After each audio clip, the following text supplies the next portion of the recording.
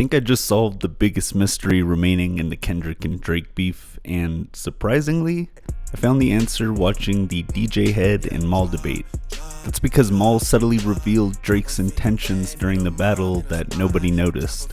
And if people understand those intentions, it's not just going to reshape the way we think about the battle, but also the legal case he has pending against UMG in a monumental way. And I know this is going to be a big, bold claim to make, but I think I've got the evidence to back it up. So what's this mystery? Is it the real red button, or maybe the reason he chose the name Plot Twist for his IG burner? Or am I here to reveal the real reason he's willing to sue UMG despite all of the backlash he's faced?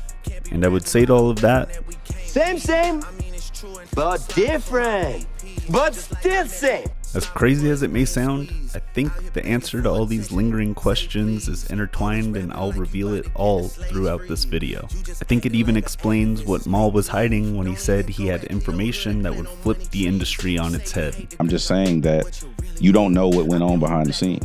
Some of it, I know. Okay. But I would never speak on publicly. Why not? Because there's certain things I would never speak on. It's certain shit I know right now that if I said right here on this platform, it would shake the entire industry up. But that's not the clue that Mal left that actually changed my entire perspective on the beef. It was just confirmation that whatever he's hiding is shocking enough to actually make this theory plausible. It would probably sound a bit crazy if I said Drake's real objective during the beef wasn't beating Kendrick, right? I know, but I actually have the evidence to back it up. And it gets even crazier because I think Drake knew exactly how this was all going to go down, from Kendrick being on Like That to UMG backing him in the battle using illegal practices like payola and botting.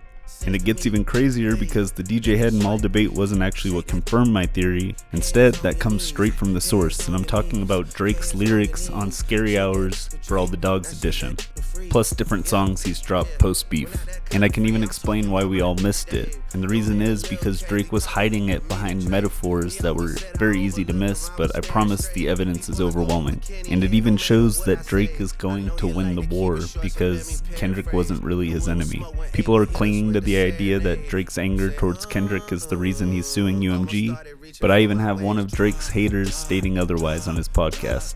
I'm talking about Ray Daniels, an award-winning Canadian music executive and artist manager who made his name managing the Canadian bands Rush, Max Webster, and Kim Mitchell, but now he's best known for his media appearances, so hear what he has to say. So UMG filed another motion to dismiss, claiming the lawsuit is hypocritical. But at this point, is it, I mean, since Drake riding this shit out, is it that maybe Drake is kind of in a roundabout way sticking up for the culture in a roundabout way? Is that kind of what he may be? From what I hear, he is. Gotcha. He's just doing it at the wrong time. You know, it's like Jordy is fat, right? Jordy's 75 pounds overweight. We tell Jordy every day he need to go out there and run. Go run, just run. Somebody tries to fight Jordy, and Jordy takes off running. So he laughing, but look, think about it. He takes off running. Everybody laughing at him. When he come back, instead of acknowledging he ran from the nigga, he like, y'all told me I need to lose weight. So I wanted to bring that up for two reasons. One, to show that even somebody who's clearly not super fond or dick riding Drake also believes that he is in fact looking to tear down the music industry for the sake of artists. And two, to address the criticism that, oh, well, you were so happy when it was happening for you, why are you suing now? Well, first of all, people will point to the moment when Spotify had Drake featured on virtually every playlist on the website or app, but someone can correct me if I'm wrong, but I don't remember Meek Mill being beat by bots. Everyone was pretty much just unanimously in love with Back to Back. Even Charlemagne, Drake's biggest hater, was pretty much admitting that it was an amazing moment for Drake. And I'm sure he's been helped by sketchy radio promotion and payola like all the other major artists, but that's the key, like all the other major artists. And this video isn't made to make Drake out to be the victim either. In fact, I think that's actually the biggest misunderstanding that Drake's fan base has right now. Don't get me wrong, I'm sure Drake feels like UMG has tried to screw him over, and that's what a lot of this video is going to be about, but that doesn't mean they've succeeded or he feels victimized. In fact, I think he wanted this all to happen and was really the orchestrator behind the scenes. Proving that's going to take a little bit of time because I know it's a bold claim, but before I do, let me just disprove this whole idea that Drake's really just suing UMG because he's angry that Kendrick beat him in a battle. And then we'll get to the really exciting part where I prove that despite everyone thinking that Kendrick was the one who baited Drake into burying his own grave, you're gonna see it was actually Drake baiting him so he could come after UMG. He didn't give a fuck. Really? No, he was genuinely unfazed. I respected it a lot, and I talked to him. That shit didn't bother him. As it shouldn't. He's a fucking guy. But if I had $700 million, I would fucking. It gotta bother you a little bit. If you're an artist, you're sensitive. You feel the world you're in. Obviously, you. I don't know. I wasn't there. Like I said, I was in Europe. You know, I wasn't next to him like how I usually do be. But he was. I never saw him down. Guy, he basically said that Drake is happier since the Kendrick Lamar beat. Let's talk about it. Now listen, Gordo basically said that ever since this all happened, he's pretty jolly. The internet makes it seem like, oh, that photo, he's all sad and shit. That's just a bad photo from a bad camera. I guess they're talking about the photo where he was at a white party and everyone was saying he looked stressed. But because it's him, it's under a magnifying glass. Oh, look at his eyes. He looks a little droopy. He hasn't slept, but the guy's been happy as shit to be. And for the unconvincible, this won't be too persuasive, but I think the reality is his friends were reporting that he was pretty unbothered during the beef for a reason. And to be clear, that reason was not him not taking Kendrick seriously as an MC. The people that are saying that do not know Drake and his history. There's a video of Drake and 40 practically jizzing in their pants over the idea of having a freaking Kendrick verse. And don't be one of these morons that points to Drake's legal case where it says he's been distressed and think that's evidence because it's called building a case. UMG is also implying that nobody actually took Not Like Us seriously, and we all know that's not true. Alright, now we got the stupid narratives out of the way, let's start to get to the real facts.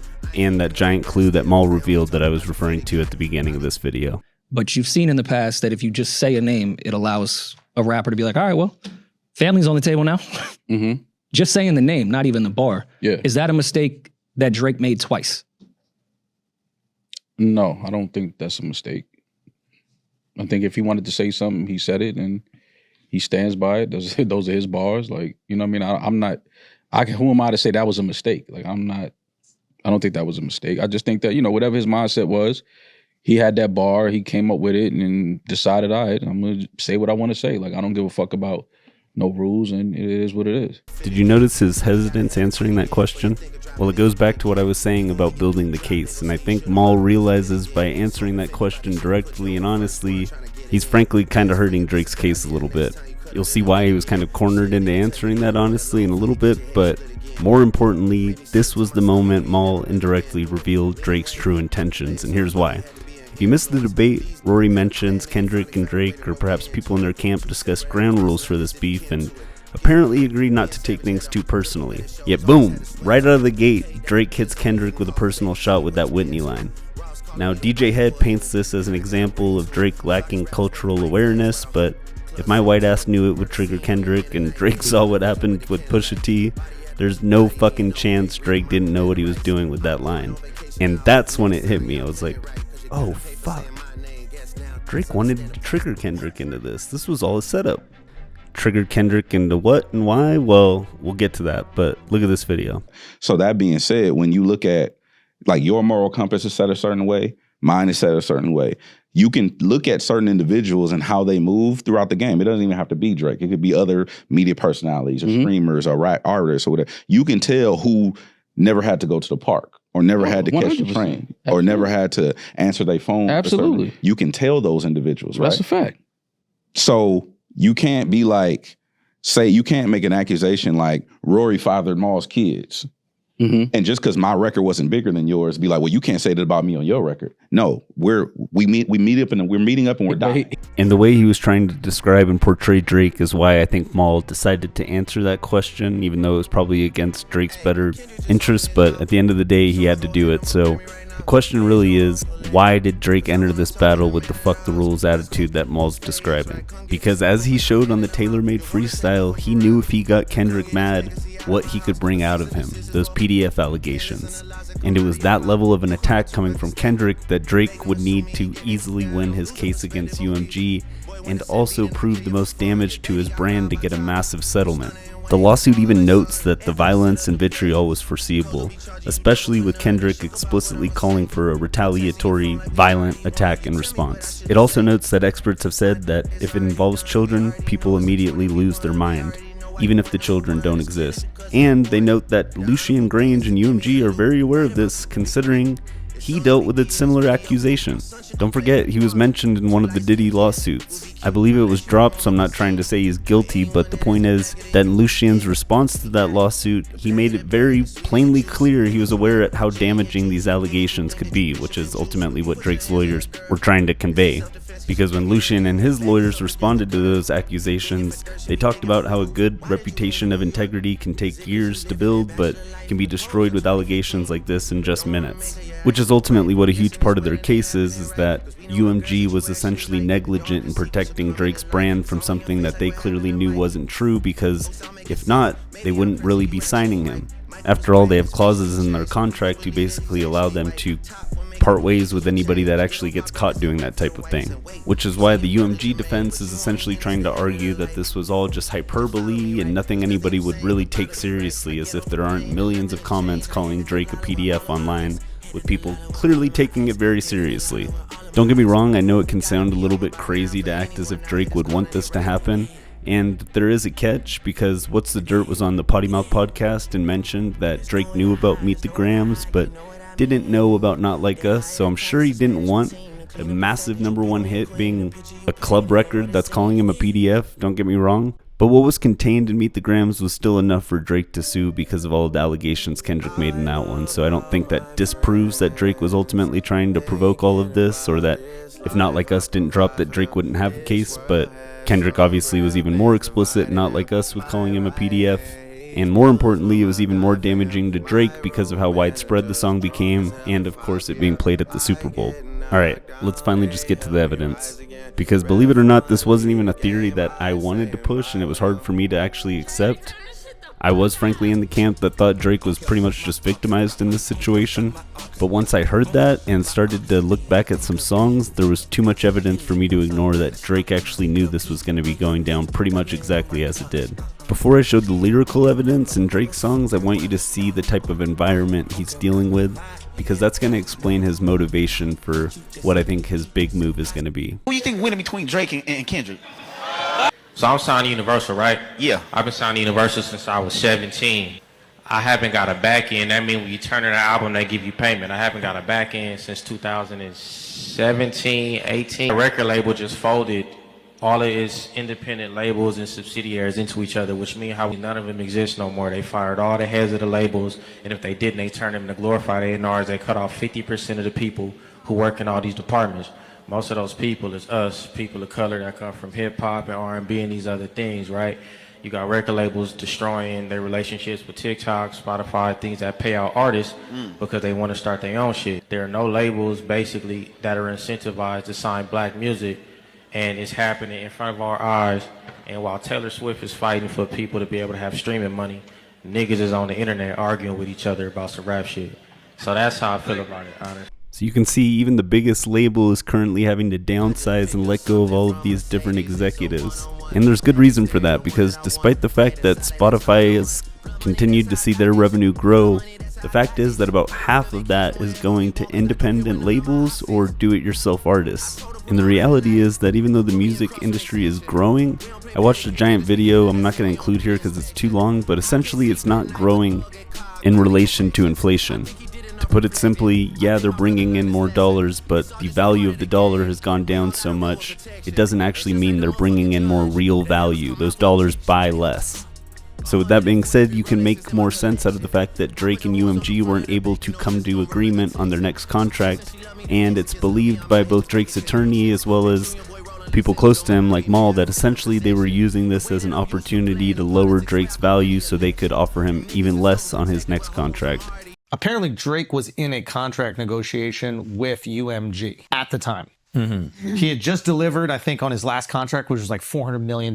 Yeah. And now he's re-up and he's like, how do I get a $600 million contract? Or whatever. Yeah. And UMG, I think, was basically like, we don't want to give you even 400. We want to give you less. Yeah. So I think he's alleging that they boosted this Not Like Us song so that it could hurt Drake's stock so that they would have a better negotiation for his upcoming album. A lot of sports franchises do that. I was about to say, 100%. So like NFL players had a great year. He's about to re-sign and all of a sudden a video comes out of him like doing coke with a hooker. And you could make the argument that the team holds on to that information, and then when it's time for contracts, they drop it. And listen to this if you think he's full of shit or that Drake's being greedy and asking for way too much money. I tell people this. I worked at major labels. They have one goal for the current artists. Now, for that, once they drop, fuck you. Whatever's ours, this mine now. But when you're signed to them, they have one goal. It's to keep you in debt. So like when Drake got the $500 million, everybody's like, Drake got $500 million. I'm like, if that guy who I spoke to, that CEO of that independent company told me that this little artist down here, who is his catalog's over $100 million, how much you think Drake catalog worth? Billions of dollars. He doesn't explain it there, but the reason these labels want to keep them in debt is because they're able to pay out less per stream if the artist is essentially still in debt because of the large advance. And Drake's been around long enough to know this type of thing. And he probably has more leverage than anyone not named Taylor Swift. So if they're lowballing him, what's he going to do? He's going to have to start thinking of some backup plans. This is the real reason why Drake dropped 100 gigs. What if I told you? It may lead to a $600 million deal. So in 2022, Drake signed a deal with Universal worth around $400 million, but there was never any information about the obligations of this deal. But after 5 projects and the highest grossing rap tour ever, it's a negotiation tactic. 100 Gigs was created to show Universal and the music industry in general what he would do if he was independent. He would create a website, drop music and content, where he would control everything. There has been some theories as to why Drake was dropping right to Instagram instead of Spotify or Apple Music, but to be honest, it's to make more money. Because now Meta pays based on how many accounts use your song. So you drop it on social first, everybody's going crazy about it, everybody wants it, and then you drop it on Spotify after, and everybody continues to stream it there as well. But the Six God also showed the blueprint of how he would take down the music industry. But my guess is he'll get around a $600 million deal from Universal, because like Russ said, if Drake goes independent, the music industry's over. Now I want to show you the interview with Russ that he's referring to in that clip. And if you don't know, Russ is one of the biggest independent artists out who's made millions with a much smaller fan base than Drake, so he forecasts what Drake would be able to make and do to the industry if he were to go independent. And he's talking with Steve Stout, who happens to be a former record exec with Sony, who also started a new company called United Masters. And United Masters is a company that is revolutionizing music because it's allowing artists to distribute their music to all of the major platforms without having to give up any of their royalties, compared to a normal label situation where they're probably getting 15% of their royalties. So let's break down what that looks like for Drake and his numbers. Let's look at Spotify alone. He has over 110 billion streams on Spotify. And if you multiply that by the roughly 0.4 cents he would get per stream, we're talking about over $450 million. And that's not even half the market, so we're talking over $1 billion most likely, and Apple pays more than Spotify per stream. And that's why I think we could really be looking at the possibility of Drake going independent, especially when you consider the fact Kanye just got a #1 last year with Vultures, and Spotify already reported that 50% of the revenue that was paid out last year went to independent labels or DIY artists. This isn't the 90s anymore. This is very possible for Drake, especially when you start to look at how lucrative those numbers are. It's got to be appealing for him. Completely independent. If Drake right now posts a link on a picture on the gram of his new album, Linkin Bio, fuck a Linkin Bio, new album out, fully independent, Drake will make fucking $10 million a week for fucking 60 weeks. By the way, you know? It's like insane. Drake is, I said this before, and it's about to come out in the next 6 months. Drake is about to get the biggest bag in the history of the music business by far. He should. Because well, A, he should, and B, they don't want that to happen. Because the day that happens, you might as well close the business down. Drake should go independent and fuck the whole shit up. If Drake goes independent, the music business is over. The music business is over. If I press this red button, dog, everybody heaven gated. Press this red button, dog, and everything forever changes.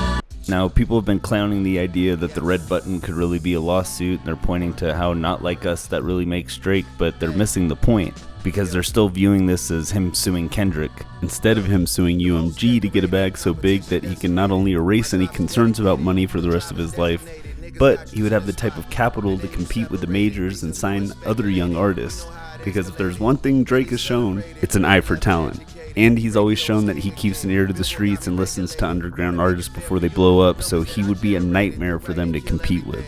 So if you don't have a delusional perspective that Drake would have no idea he'd get clowned by the hip-hop community for suing UMG, and if you also don't think he's as angry as they want to make him out to be based on what his own friends have said being around him, you might be wondering, well, how do you get this information to know that UMG was apparently using basically every dirty trick in the book to boost Not Like Us. Well, I would say look at Occam's razor. It basically suggests that if you want to find the solution to a problem with multiple potential answers, you should probably just go with the simplest one. And my guess is that simple answer is that somebody inside of UMG walls essentially snitched to Drake. Which makes perfect sense when you take into consideration what Vince said earlier about them treating them like basically glorified A&Rs.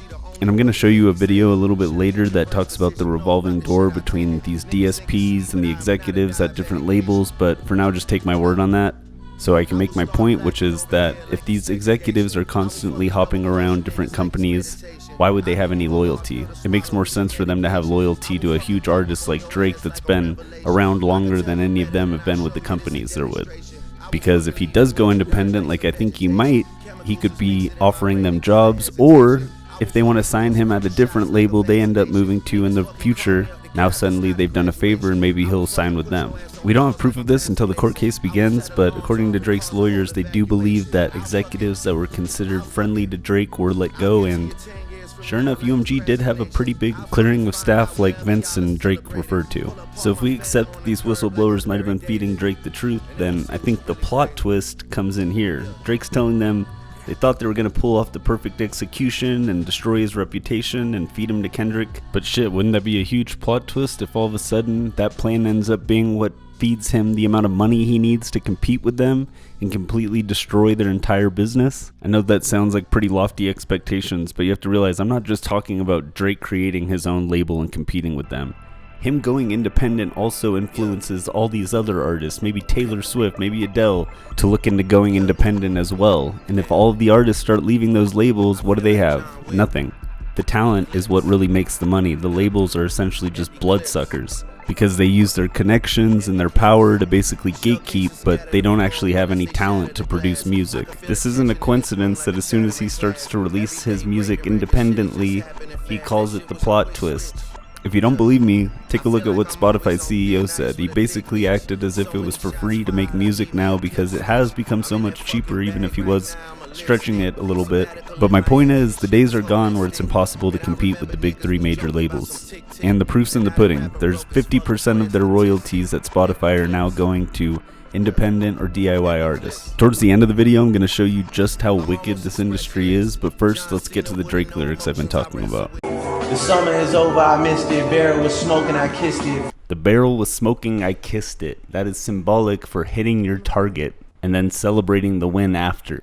And this isn't about the battle with Kendrick. My guess would be, like a lot of his fans, Drake feels like he outperformed Kendrick from a rap perspective, but a battle isn't about who won from a rap perspective. It's about winning the crowd's approval, and I don't think Drake thinks he won on those terms, even if he thinks it was botted and manipulated. And in my eyes, that's because Kendrick wasn't the target, it was UMG. And I think this next line validates it, we just didn't fully understand it at the time. In trouble, grabbed a shovel and dug up some ditches, cover my body in dirt, but that wasn't me. They buried the wrong guy. Yeah, and that's just a taste to the secret messages Drake is leaving for those who pay attention. But the point is that he wasn't showing up the way they thought, or with the intentions that they perceived him having, meaning for just a battle with Kendrick. That's why he says they buried the wrong body and the real him isn't going anywhere. Don't get me wrong, I'm not saying that Drake had no concern with the battle or that he didn't want to kill off Kendrick. That would have been great as well, but if you look at the lawsuit, they talk about polls where his public approval rating went down around 10 to 15%. And this is a guy that signed for over $400 million with UMG and somewhere around $150 million with Stake. So a 10% dip on that public approval rating could very realistically lead to hundreds of millions of dollars for UMG to pay for that damage. Because we're not talking about, a 10% hit to what he made this year. We're talking about a 10% hit to what he could make for the next 40 years. Later in the song, Drake raps about feeling the desire to get people killed for the way they've fucked with his family, likely alluding to Kendrick's harsh words for his dad, or potentially even the fact that he had to remove his son from school. Niggas started fucking with my family, I'm going to prison. And we all crashing out together, my brother's complicit.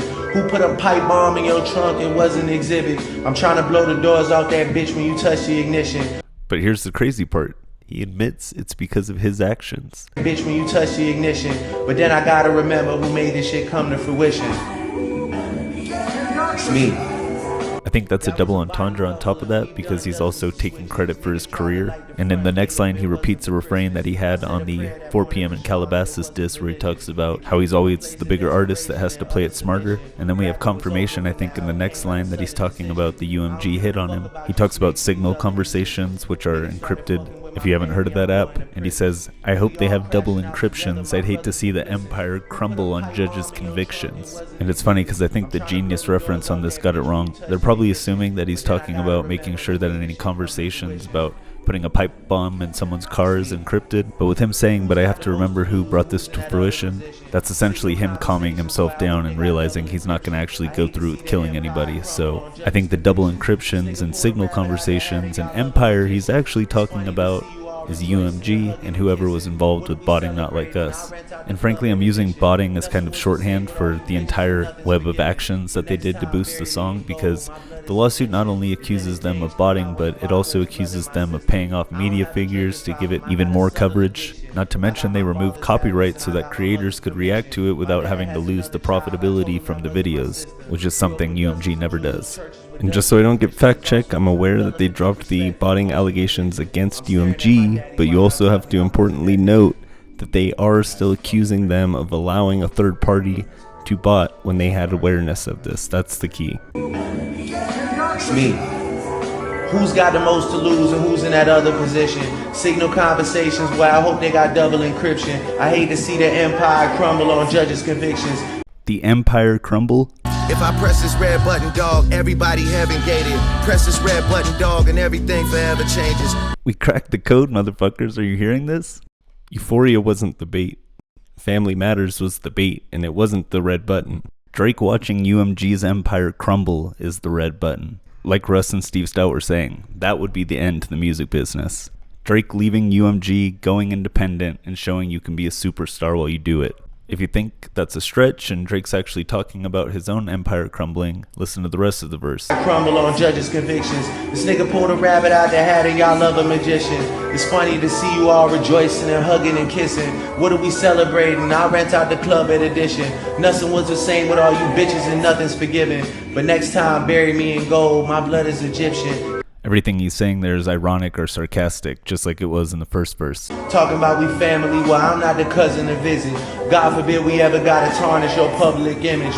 Needless to say, he's not too concerned about harming his public image either. And hopefully you also caught that line about Kendrick pulling a rabbit out of a hat, because that's alluding to the collusion that I'm talking about by UMG. And I wanted to emphasize that whole idea about it being a giant web of actions, because to give the devil his due, the song was going to be big regardless. I understand that completely. I'm not here to argue that Not Like Us was a hit because of bots. But we're also not going to pretend like Family Matters wasn't one of the best diss tracks of all time. And I'm not someone that just glazes everything Drake does. I wasn't a huge fan of For All the Dogs. I didn't really care for the first verse on Push-Ups all that much. But people acting like this was a one-way competition is just delusional hate.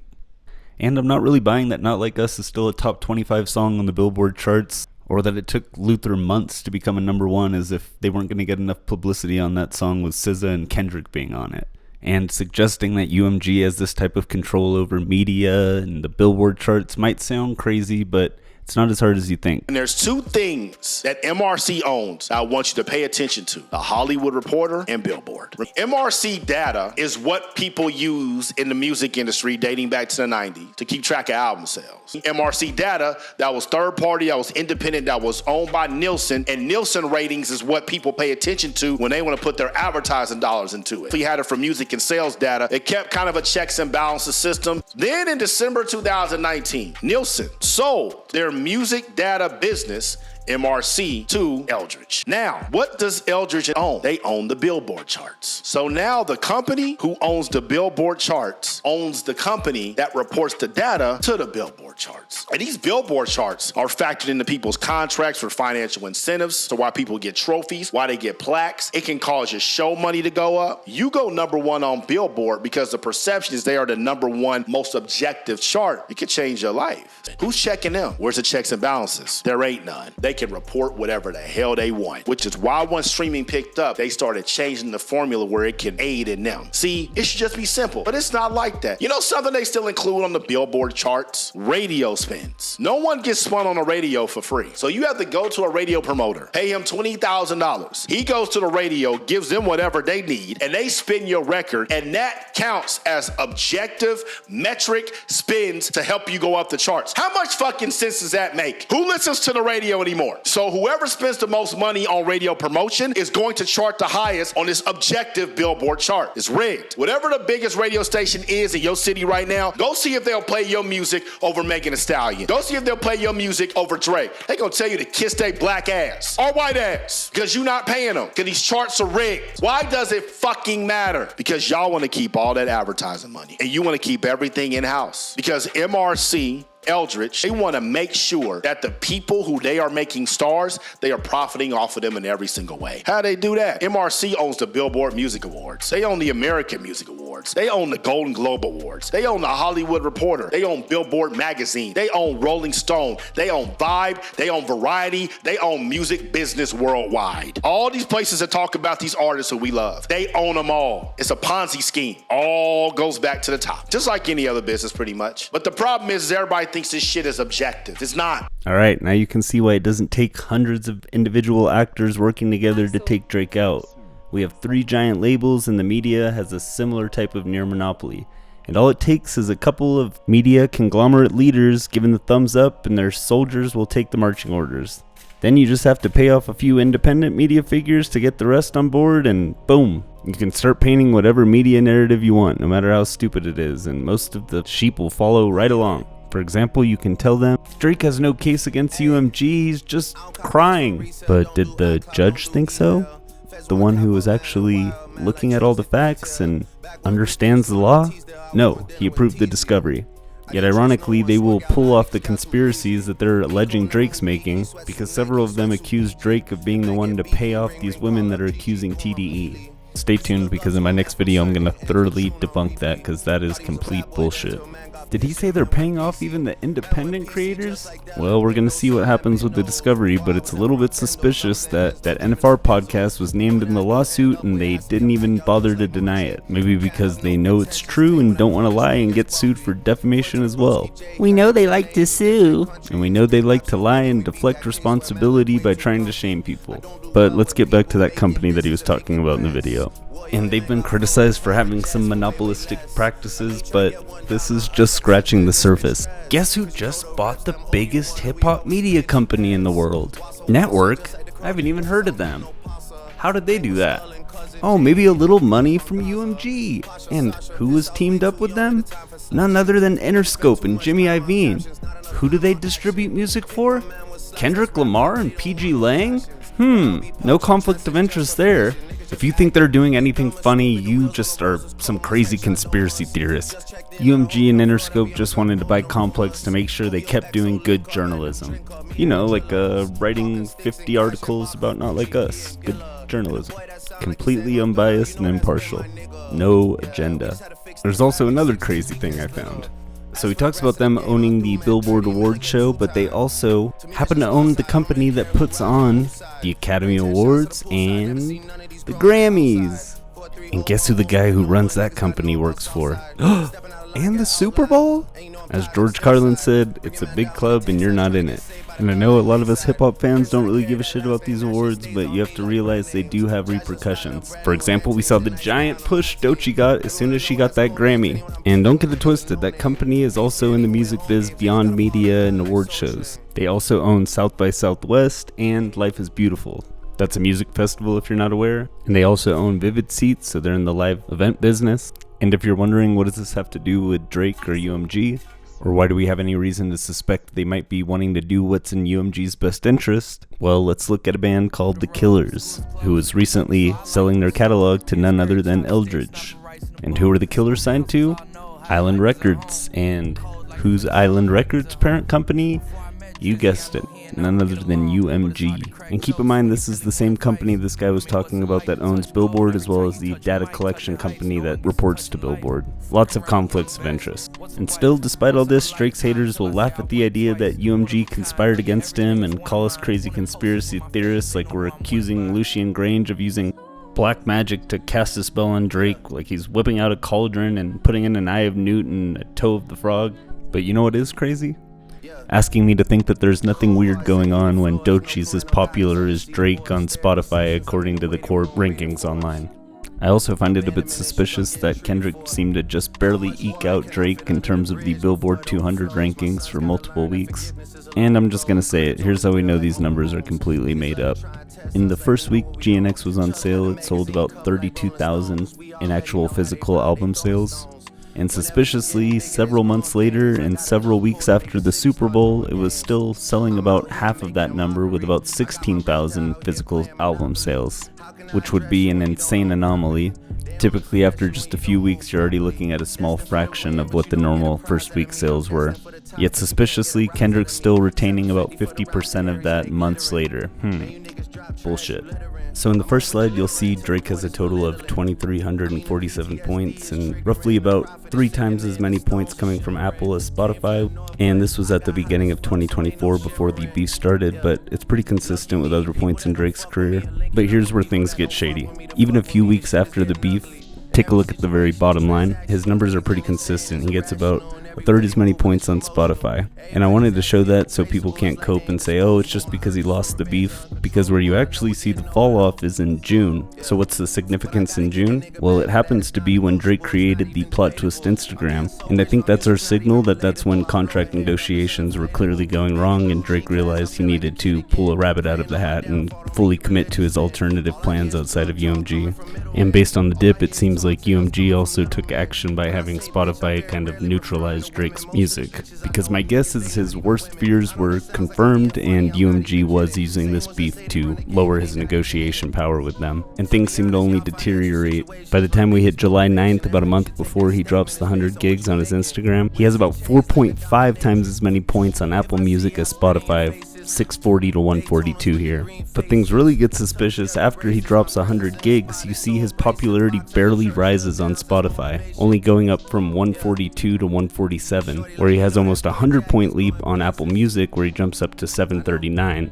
So now at this point he has 5 times as many points coming from Apple Music as Spotify. By August 13th, he has over 1,000 points on Apple Music and only 225 on Spotify, which is about as many points as artists that are 20 positions below, like Metro Boomin and Lana Del Rey. Yet those artists have under 600 points on Apple Music, compared to Drake having over 1,000, so you see what the shit list does. So he touched on the fact that the payola is needed to get yourself some radio spins, but if you're skeptical about radio play just being I got into the music industry and thought that when you have a song that's number one, that it just goes magically because your song's good. It's paid. Like, payola is not supposed to be like a thing, but it's real. Like, I had to pay a lot of money to get my record to number one.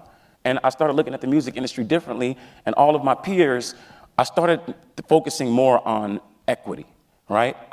And me playing 24s, right?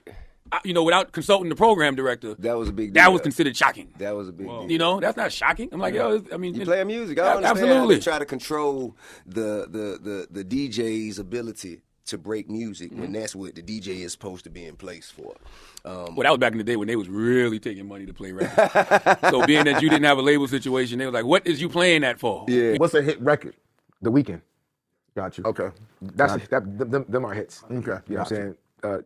Drake make hits, but he also, his shit goes all the way. But the Weeknd, the Drake, and then you got your regional records that kill in the tri-state, but it kind of like die off. You know what I'm saying? But that could be the label stop spending money on radio because as you know anybody, you got to drop a bag at radio. You got to creatively drop it, meaning that you can't just pay DJ because when we say radio, people always get it twisted for some reason. It's other things around radio. It's travel. Exactly. It's buying people meals at the radio stations because you want to come have meetings with them. You gotta pay for cars. You gotta put on your own events, your own fucking promo tours. And when you do the promo tours, what you need a DJ. So now you gotta pay the DJ to be in your party to spin your record. That's how you get familiar with him to then take it to the radio station. It's a process. A very corrupt process. And I think that's why artists like Drake have always re-upped with their labels, but I think the environment is finally changing. Trust me, there's a reason UMG recently attempted to buy Downtown Music Holdings, which is a company that's similar to United Masters. They help artists publish their music to the streamers at an affordable price through their ownership of companies like CD Baby and Fuga. So obviously this is very important for independent artists, which is why the European Commission that oversees UMG is investigating this purchase, because it could potentially put too much power into UMG's hands and damage a competitive balance between the majors and the indies. And I don't think UMG is going to spend over $700 million on that purchase if they didn't view these companies and independent artists as a threat to their business. They're essentially hedging their bets through diversification. But obviously there's some potential risk that they increase these prices to make it even harder for independent artists to compete with the big three labels. Now there's a lot more of this music industry corruption I could show, but I want to get back to some of the Drake lyrics that I think show that he predicted all of this. With this next example, on the surface you'd think it was just another Drake love song in which he raps about a woman who has broken his heart, but this woman I believe is really just a symbol for the industry. But what's really crazy is I think this song even potentially predicts Kendrick's involvement in the UMG assassination attempt we saw with We Don't Trust You. Now what song was sampled on this You Broke My Heart? Okay, and what song did Diplomatic Immunity by Drake refer back to? That's a little suspicious, because you can't forget that is a song that was famously sub-dissing Kendrick Lamar throughout. However, Drake attempts to keep it friendly again by tipping his hat to Kendrick when Damn outsold More Life by over 100,000 copies. Amazing to see our music moving. A fan had also commented, "Get Drake, Kendrick, and J. Cole on the same record," and Drake liked the comment. Now I hope at this point you guys can see the theme of Drake trying to squash it, and Kendrick seemingly responds to Drake's praise on his track All the Stars with SZA. Fuck you and all your expectations. I don't even want your congratulations. Kendrick is not trying to hear it, just save the bullshit. Oh, you important, you the moral to the story, you endorsing what the I don't even like you. I don't even like you, bro, which is true. However, on the exact same day, Drake drops a track with some of his most obvious shots to date, Diplomatic Immunity. They try to compare us, but like a job straight out of high school, there's no you and I taught you everything you know, now you got student pride. Drake does not like the Kendrick comparisons, and he brings it back to when he helped Kendrick with his career early on. What makes this clearly about Kendrick is the No You and I line, which were both tracks from Kendrick's To Pimp a Butterfly. Alright, starting to sound a little less crazy, right? And perhaps not coincidentally, it also seemed to signal out the media and their preference for Kendrick Lamar, with Drake mocking his journalistic awards. But he contrasts this from his desire to put the statistics ahead. All that peace and that unity, all that weak shit'll ruin me, fuck 'em. Yeah. Cause niggas started talking to me like I'm slowing down. Opinions over statistics, of course. Gassed off journalistic, come at me and all you'll get is the ballistic report. Okay, so we've established that Diplomatic Immunity is definitely talking about Kendrick, and keep in mind that You Broke My Heart is sampling the same song. Now tell me, do these two lines sound like the beginning of a love song to you? My notepad caught many bodies, screenshots saw plenty problems. And this heartbreak is multifaceted in my opinion. Part of it's the fact that the rap game never truly accepted him, whether it was because he was Canadian, an actor, a singer, Jewish, basically all the ways he broke the stereotype. And you can hear that pain here.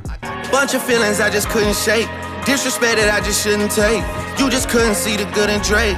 Now there are going to be better examples later on, but I have a feeling he's talking about UMG here.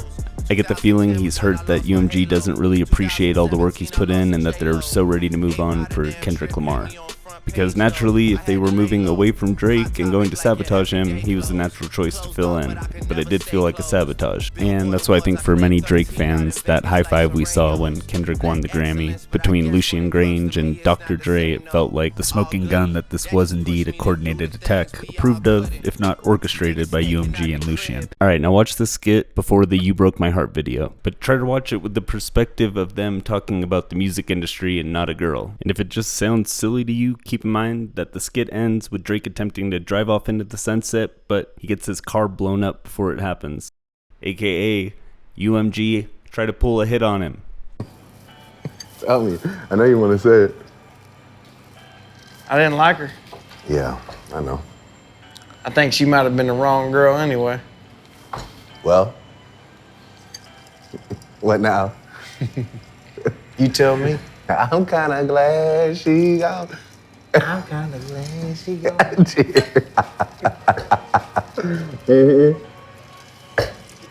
God bless her heart.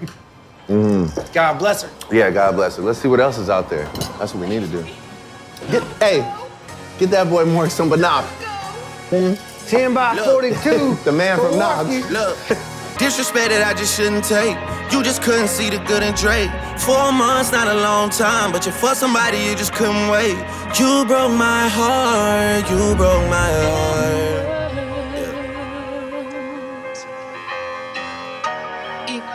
You just believe.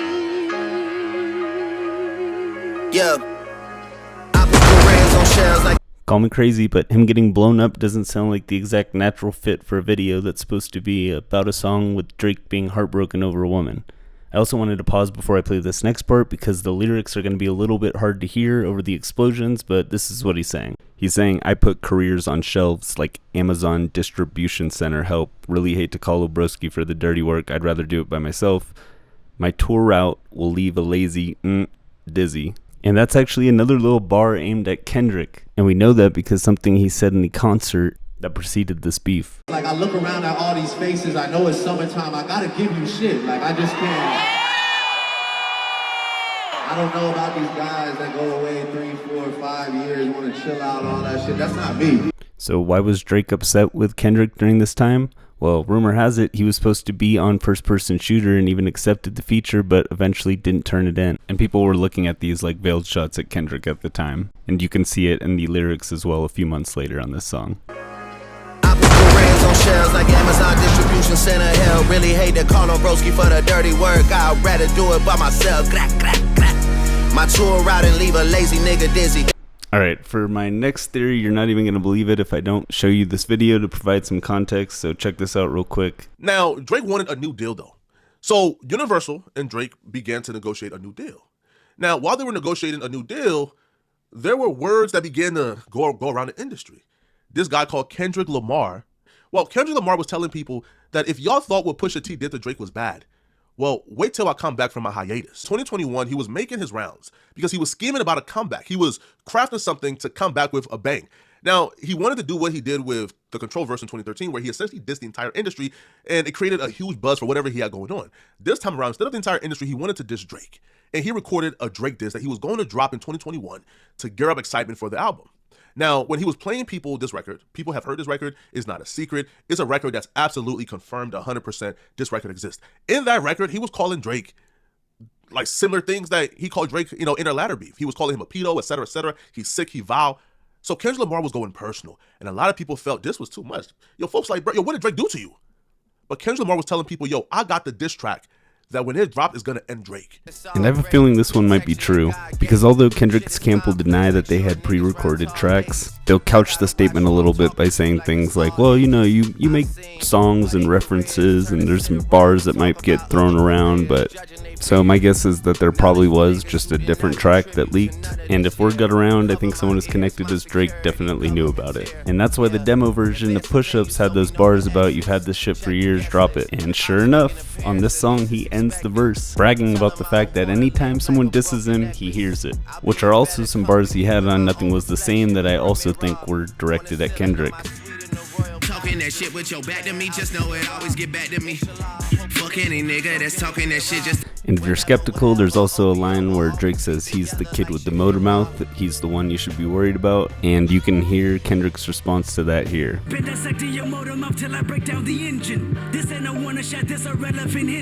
Alright, now listen to the lines about Drake hearing the disses that are going on. People love to diss me, I hear every single thing, man, I'm all ears like I took the fan to Disney. I'm all ears like I took the fam to Disney. There's always these subtle little hints, and this could be a huge coincidence, I'll admit, but it's pretty crazy that the verse starts out with him claiming and owning up to things that Kendrick kinda uses to shame him. I'll let you listen and see if you spot it. My tour route and leave a lazy nigga dizzy. Got more tracks than when the hair salon is busy. Flow for days like that river Mississippi. Freaky nigga like I sing with Pretty Ricky.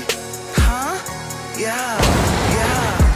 Got the ad lips and smiggy nails done, but my trigger finger itchy. Clutching on the blicky shit is getting tricky. Well, he talks about being freaky. He talks about getting his nails done. I mean, those were two of the biggest angles Kendrick hit him with. You're a fan, and you pop ass with Sexy Red. Plus, in the demo version of Push Ups, he talks about Kendrick having this track for years, so maybe Drake heard it and knew these angles.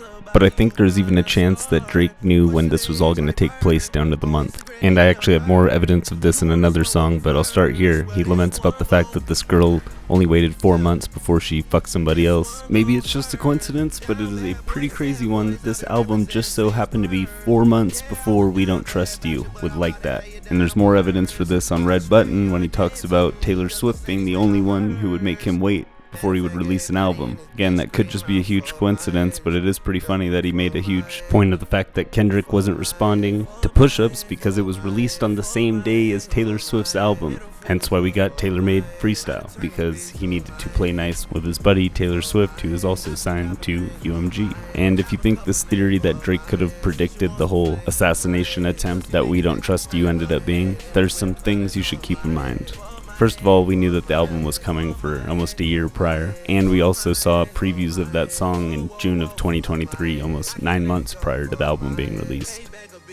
It might be a tough pill to swallow for some people, but I think the reality is he's telling the truth and he did have whistleblowers. And what I think is so perfect is there's a video that I found when looking into Spotify that perfectly describes the reason Drake might be able to get these whistleblowers to snitch on their company. And also why he's skeptical about Spotify and all of the numbers that we're seeing nowadays. And you gotta pay attention here because this part's wild. The journalist that you're gonna see being interviewed, she uncovered this secret program that Spotify was running where essentially they had artists that were making fake profiles to disguise their identity, and the fact that they'd taken over a huge share of the playlist for functional music like chill study music or dinner time jazz. And they've caught multiple artists doing this, but there's one who's accumulated so many streams that all the fake streams that they had, they would have been one of the most 100 played artists on Spotify with around $50 to $75 million worth of earnings.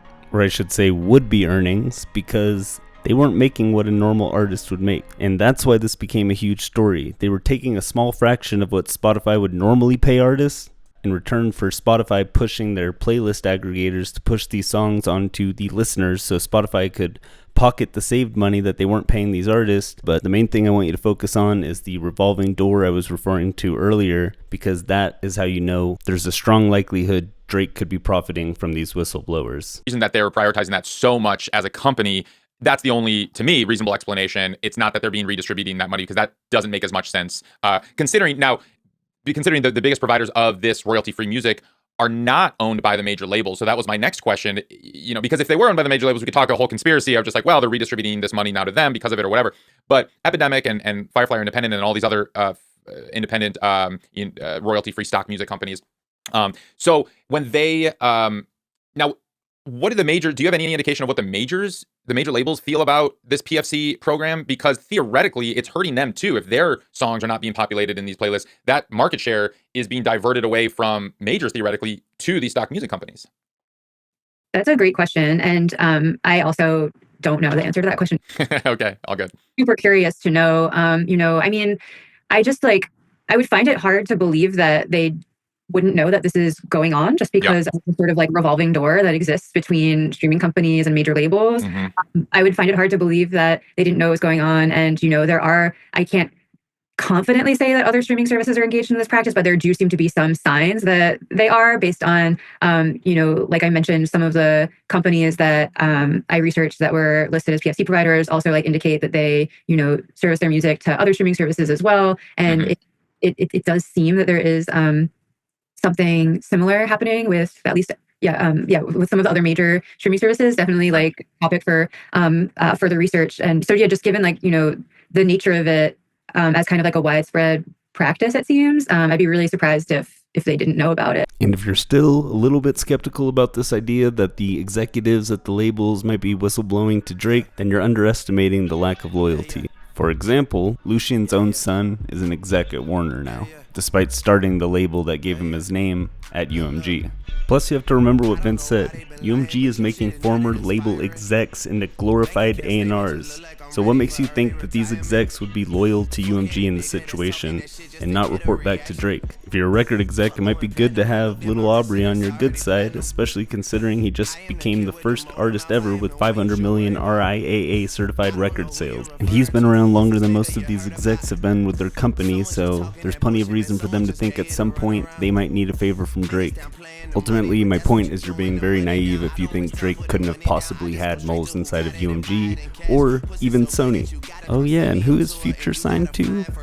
That's right, Sony as well as OVO artists. So we're talking about a lot of execs that have a way of knowing what's going on behind the scenes with that album, doing things like handling the contracts for features or clearing samples, and those execs would have a lot of reasons to keep Drake happy. And with all those features, you're talking about a lot of potential leaks. In fact, I'd say it's delusional to pretend that album would be kept a secret. Yet most of the media right now are reporting on this story like Drake's some wild kid who's just having a temper tantrum and doesn't want to accept his loss. And any fan who believes him is just a conspiracy theorist. And I'm sorry to repeat myself, but I gotta say again, it's just insanely stupid to think that he would risk all of this bad PR if he thought he had no case. It's borderline projecting because it feels like they're crying that they're gonna be caught for collusion. I just wanted to establish the fact there's a lot more reasons to be suspicious about UMG than the media's leading the audience to believe. I want you to see more of the evidence of Drake and UMG's problems that have been going back years. To save some time, I didn't include all of Flacco's video, yet you'll hear him mention Pusha T at the beginning of the video because it's believed UMG released information about Drake to both Meek Mill and Pusha T to provide them some ammo for an attack on Drake. Apparently Drake wasn't able to come to an agreement on the deals they presented, and they wanted to send him a message. And Drake seems to have addressed this on 30 for 30 freestyle when he says, "When higher-ups have all come together as a collective with conspiracies to end my run and send me a message." This wasn't the only time signs of tension leaked out into the public either. Whether through the title of the album, if you're reading this it's too late, or the little barb sent to Lucian Grange in lyrics repeatedly. Drake signed a new deal fresh off the Pusha T beef, so Drake didn't necessarily got everything he believed he deserved, so Drake made it known. Drake was on record as pretty much dissing Universal every chance he got. Drake would say, "Classics, I keep scribbling, lights in the Universal building just keep flickering, money just keep coming in, you would think I'm Irish, the way that it stay doubling, I could feed a country with the tax I pay the government," saying, yo, he's the one keeping them lights on, bruh. Right? And he'll continue. Who the CEO of Universal? They're mistaken, because Google's saying Lucian, but that just doesn't make sense. Who filling up the piggy bank? Who bringing home the bacon? This ish don't come on vinyl. I'm still record breaking. Drake saying, bruh, I should be the CEO, bruh. Right? I should be the CEO. Right? And he continues. They underestimated my trajectory, but now they got to pay that ish direct to me. I send the label bills like the other two women standing next to Bey. That shit was just... So Drake is saying, listen, bruh, I'm underpaid. All right? I'm keeping the lights on. I'm the one who's making all the money for Universal. They got to do right by me. So as Drake is doing this, bruh, it's apparent that Drake is not content. So Drake would drop CLB, Drake would drop other mixtapes and other tapes under OVO the imprint. Now, Drake wanted a new deal though. So Universal and Drake began to negotiate a new deal. So Drake and Universal was negotiating the most lucrative record deal in hip hop history for $500+ million. So when Universal heard that Kendrick Lamar had a diss record calling Drake a pedo and all type of stuff, they gave Kendrick a call and said, yeah, bruh, you not dropping that, bruh. It's pretty funny because everybody in the comments section of that video is making fun of Flacco for fan fiction, but there were signs that Kendrick really did want to do this years back and likely really was being held back by UMG. You'll see what I'm talking about in the next clip, but I also wanted to provide one other example, which is the fact that Euphoria samples The Heart Part 4, a single for Damn where he says, "Don't tell a lie on me, and I won't tell the truth about you," which blew a lot of fans' minds because there were long suspected rumors that the song might have been targeted at Drake, and it seemed like we got our confirmation. Sorry. Now listen, if he doesn't sign, you can drop it. Right? If he doesn't sign, you can drop it and destroy him. Because he's not leaving us and having success. It's not happening. But we're not about to give him $500 million, and then you, who's also under the umbrella, you're not about to drop no record calling this guy a pedo that we just gave $500 million to. Not happening. So Kendrick Lamar shelved the record. He shelved it. And when he returned in 2022 with Mr. Morale, he just dropped the album. It was great. But Kendrick Lamar, even though he didn't drop the sinister diss track, the fiery one that was going to end Drake's career according to Kendrick Lamar was still taking shots at Drake, trying to let the people know, bro, hey, yo, Universal keeps saving this boy. In the record America Has a Problem remix, Kendrick Lamar outright calls out Universal for being fake to Drake and backstabbing him and planning his downfall while trying to save him at the same time. Kendrick says, Universal, don't play possum. Y'all know y'all been telling us, bro, hey, if this man don't sign, end his career. But now he signed, you want us to play nice with him? I don't play like that. So Kendrick said, I'm a businessman doing as follows. I'm just doing what y'all told me to do. Truthfully, I'll be lying in my rap song because I always fail to mention I'd slap homie. His career don't come with no life insurance. Hope his day one's fans got some facts on him. Kendrick Lamar was alluding to the nasty accusations that he painted on Drake back in 2022. So like I said, when you consider the fact that Drake mentioned Kendrick having this diss track saved for years on Push-Ups, the demo version, plus the fact that he basically admits that the Heart Part 4 was about Drake on Euphoria, and all of the evidence that Flacco just went over, I have a feeling this is probably what happened. But you'll see in the rest of the clip that they wanted to save him because Drake was the cash cow. Back in 2022, but the track never came out because Universal was not going to allow Kendrick Lamar to drop a diss track on Drake, who they just gave $500 million to. But you know what happened though? Drake started feeling himself, man. He's up $500 million. He's the biggest artist in the world, but Drake figured out very quickly that the music was not going to be enough to recoup on the $500 million. So Drake figured out, yo, I'm going to have to tour. And not just tour, I'm going to have to tour for like 2 years straight. So now Drake been dropping music like crazy, been touring like crazy, trying to recoup faster. Now, Drake is close to recouping. So Universal came back to Drake and said, hey, you're close to recouping. Let's re-up. Drake is playing hardball. Drake is asking now for double. He's asking now for $800 million. From 6 to 800 million. And Universal is like, listen, bro, right, you're asking for more favorable terms. You don't want the 360. We're not giving you no 6 to 800 million, bro. On those terms, no. Well, Drake said, well, I'm gonna just walk and go to a label who's gonna give it to me. And Universal said, oh, so you think. Universal got their most vicious dog and saw them out on Drake. So Kendrick Lamar, Metro Boomin, Future, they all came together to take down Drake, and Kendrick Lamar had the venom needed to really poison Drake and shake him at the knees, and that's what he did. And not only did Kendrick Lamar have the poison, but Universal backed that record with everything they have. Universal went ahead and made sure that Not Like Us was the biggest hit ever because they wanted to get back at Drake. And that's why Drake is suing, because Universal has been trying to extort him for the last decade. Because whenever he wants to leave, they back somebody to come out, attack him, make a diss track about him, slander him, and pretty much give him a black mark on his reputation and his career, forcing him to re-sign a record deal because he feels like he can't live without it. This time around, Drake is not going for it. But y'all let me know in the comment section, what do you guys think, man? And I think post-beef, he's alluding to this happening again on Circadian Rhythm, where he says, how many funeral dates they planned for me and I dodged it like a truck. And I think this could be another example of Drake using a metaphor that we thought was probably about a woman, but again, look at all of this and tell me it couldn't be about UMG. You send an 8-minute voice, don't straight from the heart. I reply like, yo, whatever. When can you come get your stuff? I need this shit out the crib. I think it's bringing bad luck. Plug in, now you're lit. I pull the plug, now you're stuck. Dignity over a nut. Weak man all in the cut. Now I assumed, like everybody, those were all lyrics about a woman, but then take into account the rest of this and tell me how that makes sense.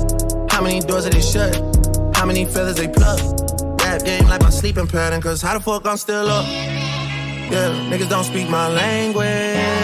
Writing their names on the list, baby. 7-day candles are lit, baby. Shot the machine, he a wick, baby. Problems are there to get fixed, baby. Yeah.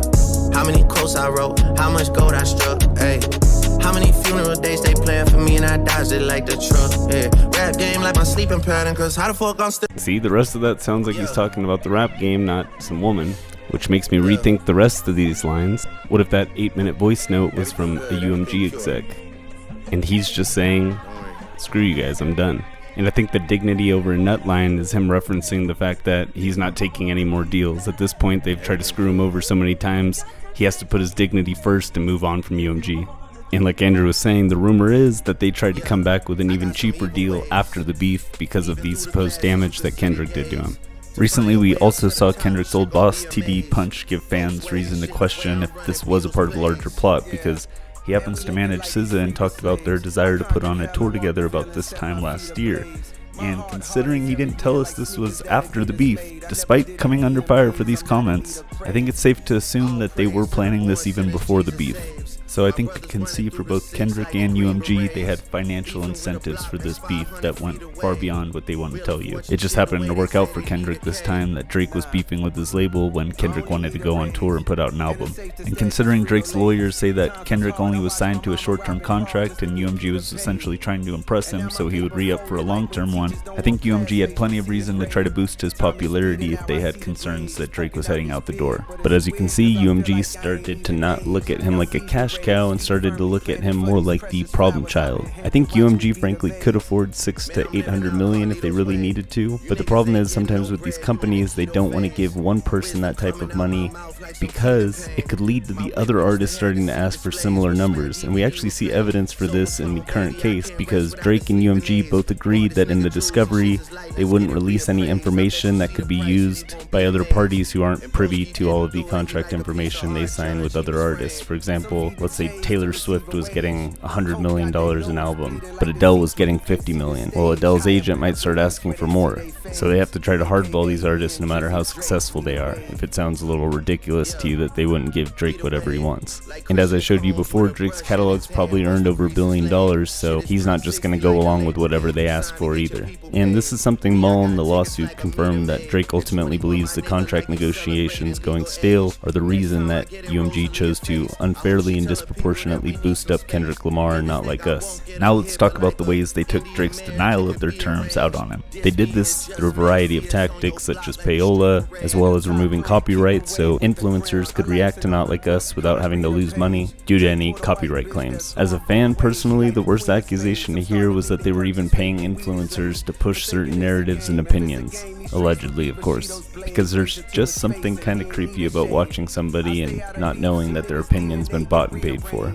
In the lawsuit, Drake's lawyers claim that UMG has said in internal documents that they're afraid of artists developing more leverage to ultimately go independent. And as I showed, their purchase of that company that helps do-it-yourself artists shows that this is true. So now you can see why I said Drake might have some motivation to actually try to prod Kendrick into saying something so bad that he could sue UMG for damages. Especially with UMG playing hardball in negotiations because they're in a music industry that's reeling financially. I mean, ask yourself, would you want to stick around based on all the information I've told you? And UMG's reason for viewing Drake as expendable goes beyond just trouble with contract negotiations. I feel like I'm kind of introducing the concept in my mind of a graceful exit. So UMG probably looked at it like, well, he's done anyway, might as well kill him off and build another star off him. Guess that's one way to tell me that you miss me. And I cut the end of that verse from You Broke My Heart earlier so I could bring this up here. But when he talks about everybody dissing him and him hearing it, he finishes with those lines, guess that's one way to tell me that you miss me. And you hear the sample, Don't Go, which I think again is his way of saying, I know UMG is about to try to kill me off before I leave. And he's basically personifying the label as a crying woman that's begging her lover not to leave. And perhaps out of spite, they use this as an opportunity to build up Kendrick, almost like an ex dating your enemy to get back at you after you break up with her. And Drake's lawyers again state that they have information that makes them believe that UMG was under pressure to deliver for Kendrick Lamar because he had a short-term deal with them, where essentially Drake's lawyers claim that Kendrick wanted to see what UMG could do before he would re-up for a longer-term deal, which they also claim that he did.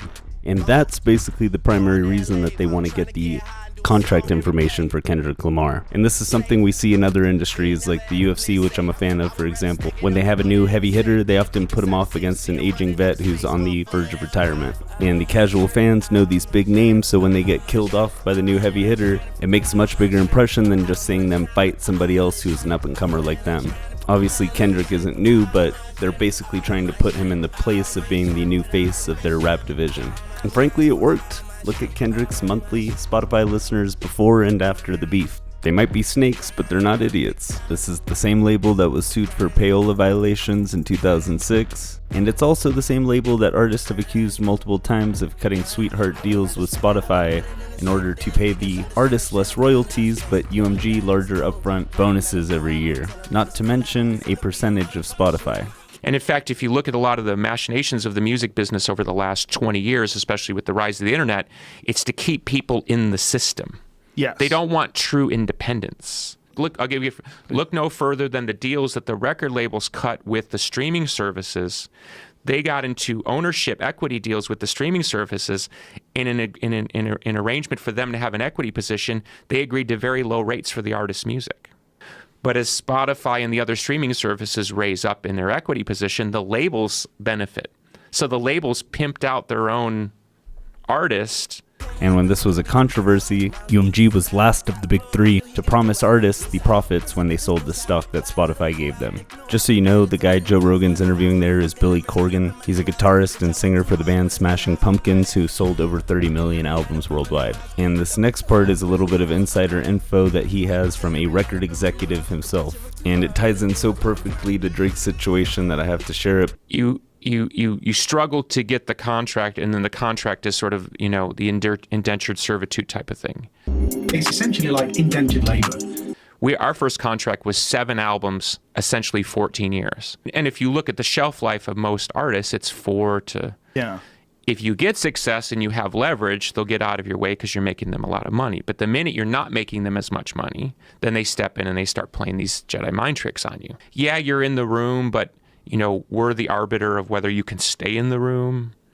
That's the weird position that record companies had for a long time that they don't seem to have anymore. I would argue against that because they still do? Well, they've moved to a different set of circumstances. I think particularly more in the pop realm as they do these 360 deals. We can see where kids would trade fame and be willing to give away like the profit part. If you actually survive the cut, you're successful, you're a name, and now you're in a place to either renegotiate or your deal is up or whatever. I once had a conversation with a very powerful music executive, and I said, and I was friends with the guy, so I was like, give me the insider psychology here. What do you tell people like me when they get here? And he says, oh, it's just, there's always a price. So they know that even if you get through the matrix of the whole thing and get out the other side, that there's just a dollar amount that will buy you back in. Whoa. They're not worried that you'll go independent. The question is, what happens when someone feels so scorned that there is no longer a price, especially if the rumors are true and he's already a billionaire? Elimination, fake intimidation. So Drake starts off here right out the gate referencing Kanye from an interview when he talked about the group effort to eliminate Drake. Everybody was very, very excited about the elimination of Drake. Not excited, we was energized. Now, Drake could also be alluding to his ongoing issues with UMG, as according to him, they conspired to eliminate him as well. I believe Drake sees UMG as the real enemy, like that's his biggest enemy. Drake claims that it's all just fake intimidation and he's basically unfazed by anything that has happened. This of course applies to Kendrick, as many have stated that this was just a moment in time and that his run will not be sustainable.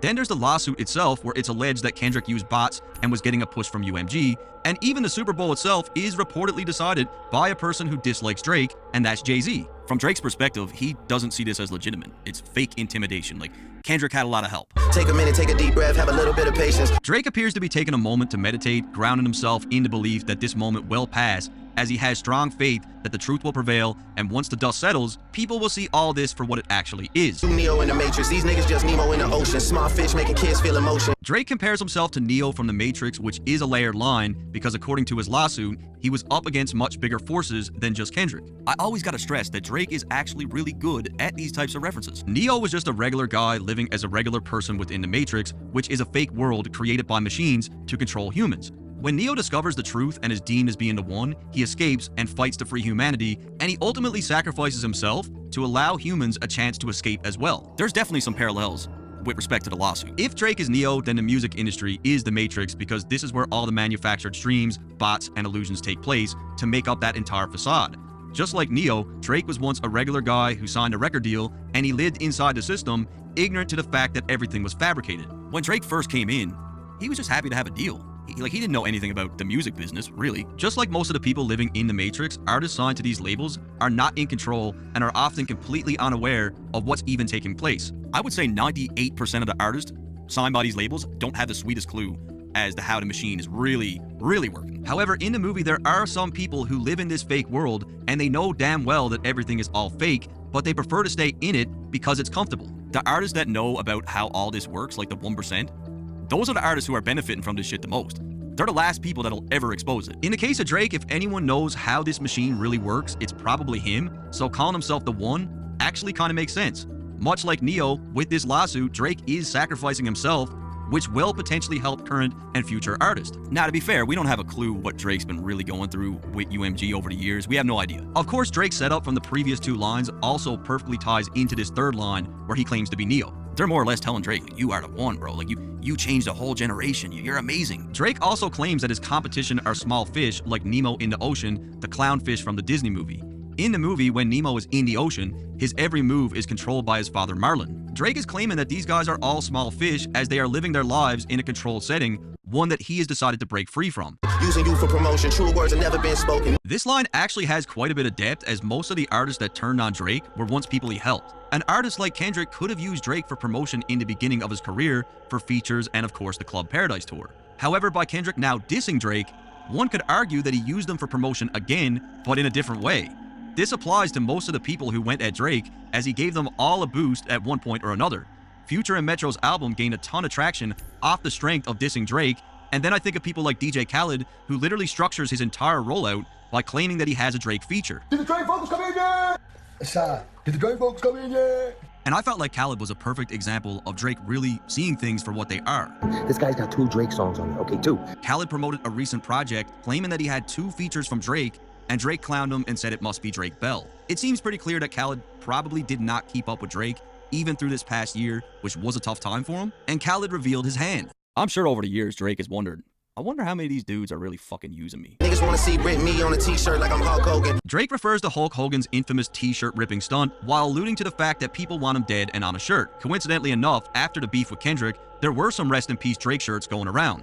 There's also the fact that even though Hulk Hogan is the most iconic wrestler of all time, he's also arguably the most hated. I appreciate the fans rocking with me. This is really just a small token. Really fucking with a visionary. So Drake is thanking his fans for sticking by his side and riding out the storm. He's giving back this music as a token of his appreciation. It's here where he's positioning this album itself as just something that he's doing to feed the audience to scratch the itch as the best is yet to come. He then refers to himself as a visionary, which really ties into the fact that this album is a smaller chunk of a larger plan. Just like most of his career, Drake appears to have a vision in mind of where he ultimately sees this thing going. Well, by this point, you know where I think that is, but ultimately it's going to come down to a legal case to see what they can prove. But Drake is one of the few artists that actually has the money and power to fight the system and win. I want you to realize exactly what he's up against, because the music business is practically organized crime when you really start to look into things. Now, this exposes the dark side of the music industry because it shows the actuality of the music industry. The stuff you hear about, the Illuminati, the dark parties, the this and the that, can actually be more true than you actually believe. So now, keep in mind, this guy has nightclubs, car dealerships, real estate. Now, I want to say it this way. How do you think a lot of these people in LA get their money? If you think it's legit, they just come up working a job and magically have millions of dollars to buy real estate and flip that into a car dealership and flip that into a nightclub. I need you guys to really understand what's behind the music business. Where does the energy come from behind the artist? You guys have heard the stories in hip hop. They'll take their hip hop money from the streets. Okay, they'll do their illicit activities on the streets and they'll clean it up in real estate and then try to flip the real estate. Always ask, where does the money start from? Where did this money come from? It doesn't come from nowhere. Sexual assault and abuse in the music industry is endemic. I don't have a single peer in the music industry who's never been sexually harassed or assaulted.